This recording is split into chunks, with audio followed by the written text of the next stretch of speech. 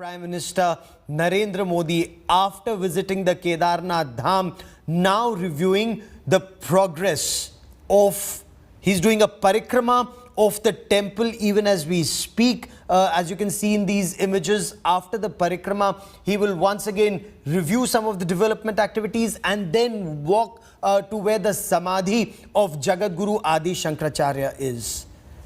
The Prime Minister prays outside the temple, gives a lot of peace of mind when you visit the Kedarnath Dham, when you visit this place, high altitude, extremely cold, whatever time of the year you go there.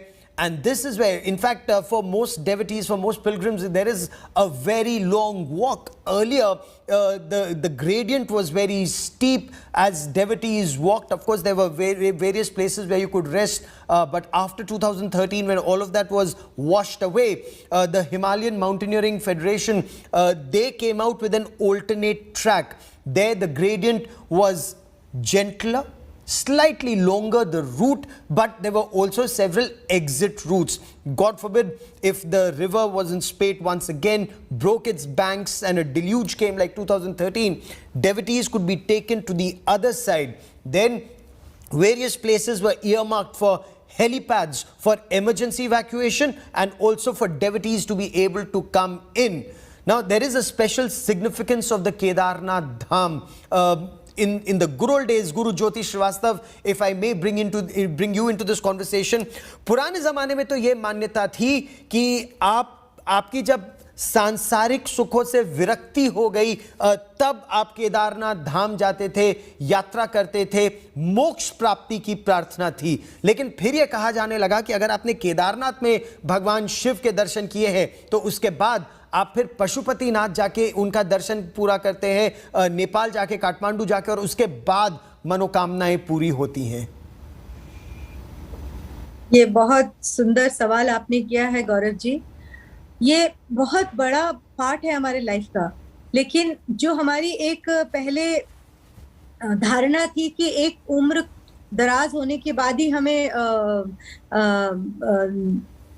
यात्रा या धामों पर जाना चाहिए, लेकिन ये आज के संदर्भ में ये इतना रेलेवेंट नहीं है, क्योंकि जितने भी हमारे चारों धाम हैं, चारों धामों की यात्रा, चाहे वो उम्र दराज हो या छोटे बच्चे हों, किसी को भी वही इफेक्ट देता है जो वहाँ का एनर्जी है, और हम एनर्जी लेने ही वहाँ जाते हैं। आज हमारे प्रधानमंत्री जी भी वहाँ गए हैं और उनके जाने से हमें और भी इंस्पिरेशन मिलता है इस बात का कि हर उम्र के इंसान को वहाँ जाना चाहिए और जाके वहाँ के एनर्जीज को, वहाँ के आशीर्वाद को लेके आना चाहिए, ताकि उनके जीवन में सुख, शांति और समृद्धि बनी रहे। और जैसा कि अभी अभी चर्चा में हुआ कि हमारे प्रेयर्स ही यहाँ पे आके समाप्त करते हैं हम कि विश्व शांति हो। तो विश्व शांति के लिए भी हम सभी को ये प्रयास एक बार करना चाहिए। और जब हमारे प्रधानमंत्री हमारे लिए इतनी सुविधाएं दे रहे हैं, इतना सुंदर ये एक टूरिस्ट प्लेस जैसी जगह बनती चली जा रही है सारे धाम, तो हम सबको इसके दर्शन के लिए हर साल प्रयास करना चाहिए, जितने ज्यादा हम जा सकें। हम स्विट्जरलैंड घूमने जाते हैं, हम लंदन जाते हैं, हम कितनी कंट्रीज में घूमने जाते हैं। मुझे लगता है कि हमें उससे पहले अपने धामों की यात्रा करके, बहुत बड़ी बात आपने की, और एक विशाल शिला के सामने है इस समय प्रधानमंत्री नरेंद्र मोदी। यही वो विशाल शिला है। 2013 में जब बहुत तेजी से पानी आया था, आसपास सब तहस नहस हो गया था, ध्वस्त हो गया था, तो इस शिला ने ही मंदिर की रक्षा की। That gigantic rock that you see just behind the temple in 2013, when water came gushing down, it destroyed everything, virtually everything except the temple and the Nandi bull, the statue of Nandi, Bhagwan Shiv's Vahan or ride. It destroyed. That's that massive rock that you see behind. Water just split into two. The temple was saved, and now devotees, they pray at this rock each time they come here. The Prime Minister again at that rock, and he's been here each time that he came to Kedarnath, whether it was in 2014, 15, 17, 19, of course, because of Corona, that visit could not happen. It happened twice earlier, and then once again in 2021. That's that rock you see on your television screen that actually saved the Kedarnath shrine in 2013. Right next to it is the Samadhi of Jagadguru Adi Shankaracharya. Again, this is a way of this generation and future generations to know so much more about Jagadguru Adi Shankaracharya and the role he played in uniting this country in one cultural bond. And I want to quickly bring in my colleague Sanjay Sharma, who joins me now. Sanjay, हर बार जब यहाँ की यात्रा की तो बहुत आत्मिक शांति भी मिलती है, लेकिन जगत गुरु आदि शंकराचार्य की जिस विशाल प्रतिमा का भी प्रधानमंत्री नरेंद्र मोदी अनावरण करेंगे, वो नई पीढ़ी तक उनके ज्ञान को ले जाने का एक मार्ग है। उनके ज्ञान के साथ साथ उनके व्यक्तित्व को ले जाने का मार्ग है कि आदमी अगर ये तय करे और आदमी अगर अपनी मेधा को, अपनी शक्ति को, अपनी बुद्धि को अगर बहुत ऊपर तक पहुंचाता है, यानी बहुत उसको उत्तुंग पहुंचाता है, तो वो क्या नहीं कर सकता है। 32 साल की उम्र में उन्होंने 2 दिग्विजय यात्राएं की, सनातन धर्म को पुनर्प्रतिष्ठित किया। बद्रीनाथ में जो भगवान विष्णु की प्रतिमा है योग ध्यान मुद्रा में, उसे बौद्ध मतावलंबियों ने उसे नदी में डाल दिया था, ब्रह्म कुंड में, नारद कुंड में डाल दिया था। शंकराचार्य ने दिव्य दृष्टि से उसका पता लगाया और उस कुंड से उस प्रतिमा को बाहर किया, उसे स्थापित किया। चारों कोनों पर, देश के चारों कोनों पर, पूर्व, पश्चिम, उत्तर, दक्षिण मठ बनाए और साथ ही उसके बाद ये नागा सन्यासियों की फौज, 10 नाम सन्यासियों का विभाजन किया, यानी जैसे रेजिमेंट्स होती हैं फौज में, वैसे रेजिमेंट्स की तरह काम कर रही है। और उसमें 10 नाम सन्यासी, उनकी अलग अलग फॉलोइंग, अलग अलग, जैसे हर जो रेजिमेंट्स होती है उसका अपना नारा होता है, उसके अपने आराध्य होते हैं, उसकी अपनी चीज़ें होती हैं, उसका अपना चिन्ह होता है, निशान होता है।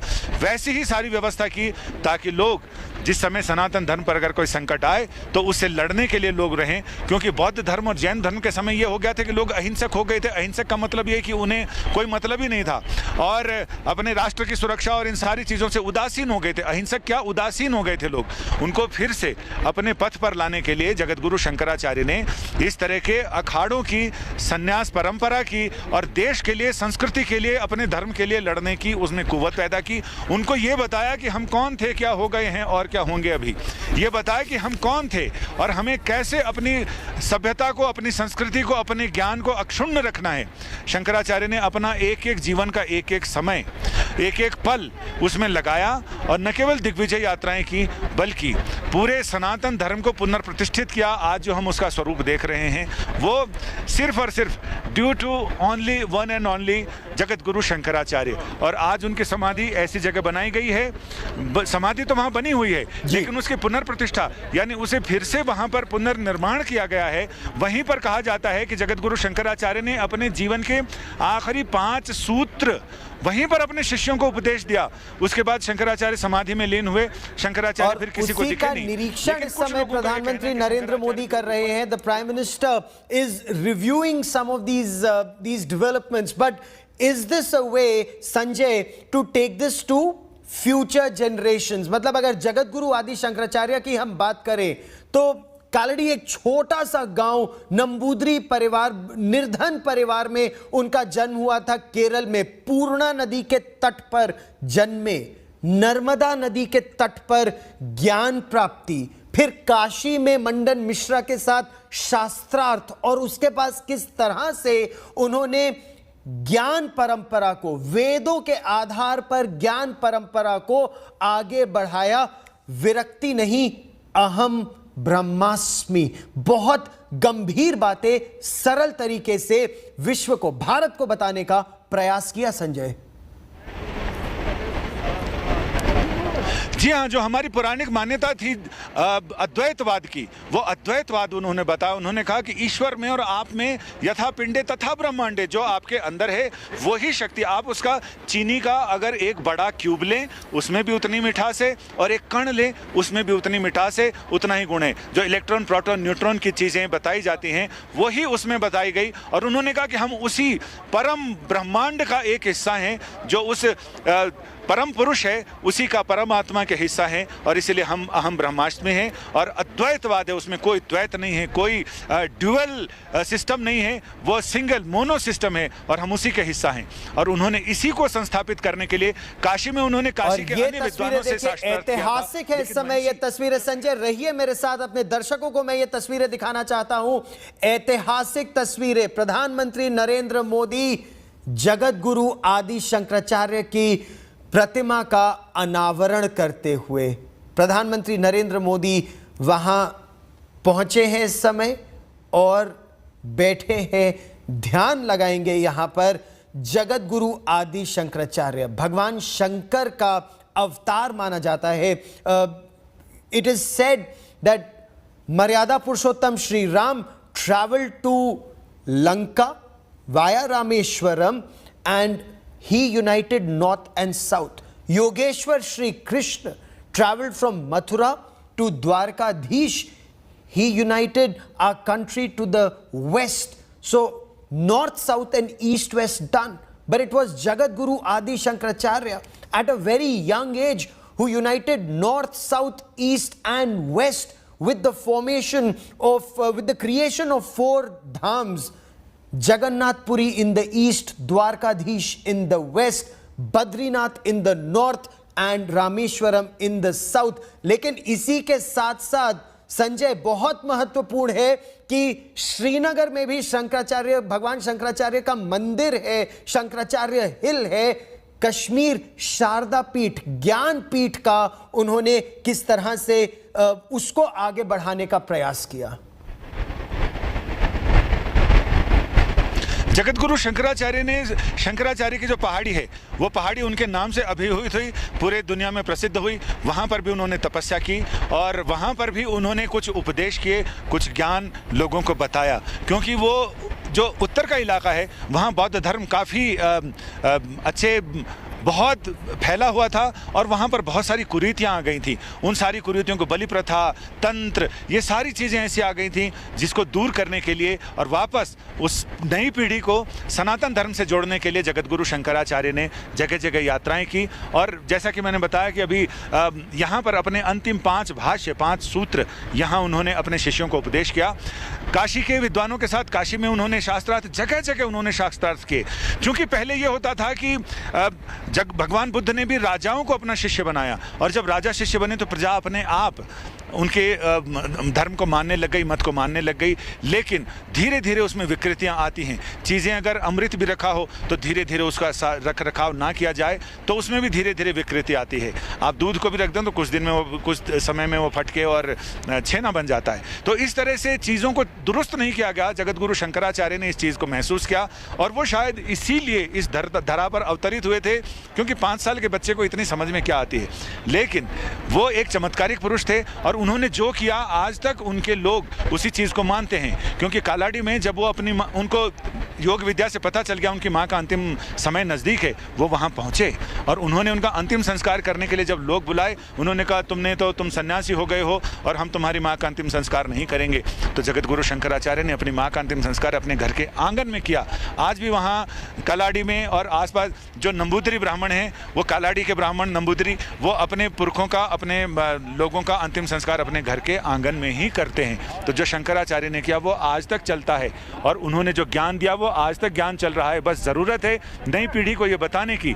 जो वामपंथी इतिहासकारों ने ये बताया, जो आधुनिक इतिहासकारों ने बताया कि शंकराचार्य 7वीं शताब्दी 8वीं शताब्दी में हुए, उनके लिए अभी तक ये बहुत ज़बरदस्त चीज़ है कि आज भी उनको लेकर शोध हो रहे हैं, रिसर्च हो रही है। और रिसर्च ये बताती है, सीनियर एडवोकेट पीएन मिश्रा ने रिसर्च की है, जिसमें उनका ये कहना है कि वो ईस्वी पूर्व प्रधानमंत्री उपासना कर रहे हैं। रहिए मेरे साथ, सुनने का प्रयास करते हैं संजय, रहिए मेरे साथ 1 मिनट। इस ये चर्चा जारी रखेंगे। सुनते हैं प्रधानमंत्री नरेंद्र मोदी की जो उपासना इस समय जगत गुरु आदि शंकराचार्य के सामने चल रही है, वो बहुत ही अद्भुत नजर आता है। भगवान आदि शंकर की अगर हम बात करें तो ये कहा जाता है कि सतयुग में जो भगवान शिव हैं वो दक्षिणामूर्ति स्वरूप में गुरु के रूप में प्रतिस्थापित होते हैं। वही गुरु जब त्रेता युग में आते हैं तो दत्तात्रेय स्वरूप में विश्व को ज्ञान विज्ञान देने का कार्य करते हैं। जब हम द्वापर युग में बात करते हैं तो महर्षि वेदव्यास जो हैं वो गुरु के रूप में कार्य करते हैं। और जब कलयुग या फिर जिस युग में हम अभी चल रहे हैं उसमें भगवान आदि शंकर ही जगत गुरु के रूप में प्रतिस्थापित हैं। भारत आदि शंकर ने आप ये कहें कि जन जागरण का इतना बड़ा कार्य किया है जिसने भारत को एकीकृत करने के लिए अपनी आध्यात्मिक व्यवस्थाएं दी।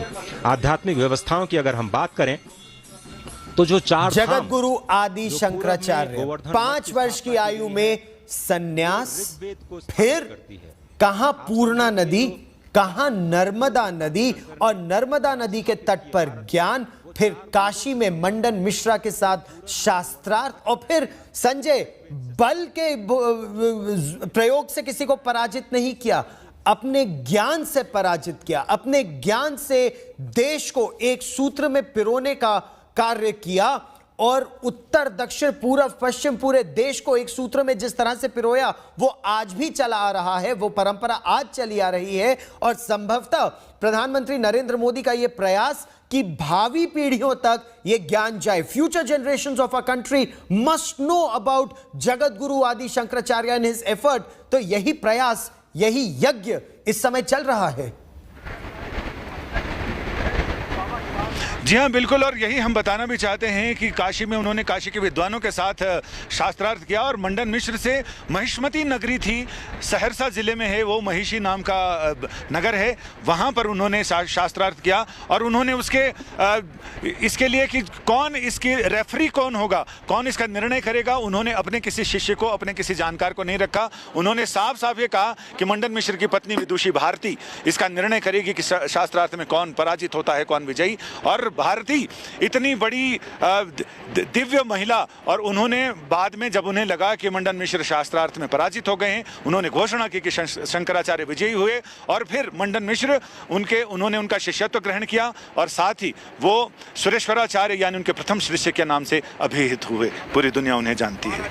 यही नहीं, आपने जो बात किया वो इतनी विदुषी थी उन्होंने, लेकिन ये भी जगत गुरु आदि शंकराचार्य से कहा कि आप हर विद्या तो जानते हैं लेकिन आप तो सन्यासी हैं, आप परिवार के बारे में कहां जानेंगे, उसकी एक अलग चर्चा है। और पंडित अजय गौतम, प्रधानमंत्री नरेंद्र मोदी यही प्रयास कर रहे हैं संभवतः इन तस्वीरों में, जब वो जगत गुरु आदि शंकराचार्य की इस विशाल प्रतिमा का अनावरण किया उन्होंने। अभी 35 टन है इसका भार, कृष्ण शिला से निर्मित है ये प्रतिमा। नई पीढ़ी को, भावी पीढ़ियों को जगत गुरु आदि शंकराचार्य और उनके देश को जोड़ने के यज्ञ के बारे में पता चले। देखिए, जिस तरीके से आज से तकरीबन 2500 वर्ष पहले और सनातन धर्म के अंदर विघटन और पलायनवाद आ गया था, आज वास्तव में अगर हम देखें, आकलन करें सिचुएशन का, तो हम वास्तव में उसी स्थिति के अंदर हम लोग खड़े हुए हैं। कहीं ना कहीं हम अपनी जड़ों से हटते जा रहे हैं, कहीं ना कहीं हम अपने धर्म की जो सीख है उससे दूर होते जा रहे हैं, कहीं ना कहीं हम धर्म का जो एक आचरण है उसको छोड़ते जा रहे हैं, कहीं ना कहीं समाज में छोटी छोटी बात को लेकर विघटन आता जा रहा है। वास्तव में आज हमें दोबारा से सत्य सनातन धर्म की स्थापना के लिए पुनः आदि जगत गुरु शंकराचार्य की सीख को अपनाने की आवश्यकता है। अगर इसीलिए आज ये जो मूर्ति जिसकी स्थापना आज केदारपुरी के अंदर केदारनाथ मंदिर के प्रांगण में हो रही है, ये मात्र उत्तराखंड या केदारपुरी के लिए नहीं है, ये पूरे विश्व के लिए एक प्रेरणा है कि आपको अपने धर्म का आचरण किसी भी स्थिति और परिस्थिति में नहीं छोड़ना चाहिए। वास्तव में आज जिस तरीके की स्थिति परिस्थिति का सामना ये भारतवर्ष कर रहा है, मैं उन समस्याओं का जो है उल्लेख यहाँ नहीं करना उचित समझूंगा, लेकिन वास्तव में हमें वापस से सत्य सनातन धर्म से जुड़ने की आवश्यकता है, उसकी सीख को अपनाने की आवश्यकता है, पुनः भारत को संगठित होने की आवश्यकता है। भाषा के नाम पे, कल्चर के नाम पे, क्षेत्र के नाम पर जिस तरीके का अलगाववाद आ गया है, उसको छोड़ के पूरे देश को सत्य सनातन धर्म की एक माला के अंदर पिरोने की आवश्यकता है। और यह कार्य सिर्फ और सिर्फ आदि जगत गुरु शंकराचार्य की सीख और उन्होंने उनका जो अद्वैत सिद्धांत है वो ही पूरे देश को, पूरे विश्व को एक माला के रूप में पिरो सकता है। इसलिए आज इस मूर्ति की स्थापना की जो प्रसंगिता है उसकी बहुत महत्वता हमारे सामने आगे आ गई है, बढ़ गई है। और हमें चाहिए कि आदि जगत गुरु ने जितने भी शास्त्रों की रचना करी उनको यूनिवर्सिटीज में, स्कूल्स के अंदर पढ़ाया जा सके, ताकि जो आने वाली पीढ़ी है वो समझ सके। हम बात करेंगे, but for a moment I want to focus on these images on our television screens. Prime Minister Narendra Modi is in Kedarnath. During this visit, as you see in these images, he's unveiled the statue of Jagat Guru Adi Shankaracharya. He's inaugurated the Samadhi Sthal. The Prime Minister offered prayers, Rudrabhishek at the Kedarnath shrine. He was greeted by Uttarakhand Chief Minister and by Governor Lieutenant General Gurmeet Singh. A number of saints were also present. We'll show you those images shortly. Now, ahead of the temple visit, the Prime Minister also visited an exhibition and reviewed development projects at the Kedarnath Dham. Prime Minister Narendra Modi's Kedarnath Dham visit will conclude with laying the foundation stone ceremony of various other development projects. Now, initially, this was 400 crore rupees. Development worth 250 crore rupees, according to Uttarakhand government, has already been carried out in phase 1, which includes strengthening of the retaining walls on Saraswati and Mandakini rivers. Now, phase 2 begins, and phase 2 carries out a lot of the launching of new development projects worth 150 crore rupees. This, of course, as our viewers now well know, isn't Prime Minister Narendra Modi's first visit to Kedarnath. As Prime Minister, he's visited this place. This is his 5th visit. Now, there are some new helipads, some new tracks that have been built all along. There is also a short metal hardtop road that's been cleared. Of course, snow clearance operations on today, but beyond tonight, this temple, the Kedarnath Dham here, will be shut for the next 6 months. As Ashutosh Mishra was telling us, the deity Bhagwan Shiv will now travel to Ukhimat, stay there for about 6 months, and then once again come back early February, mid-March. Much more on this big story.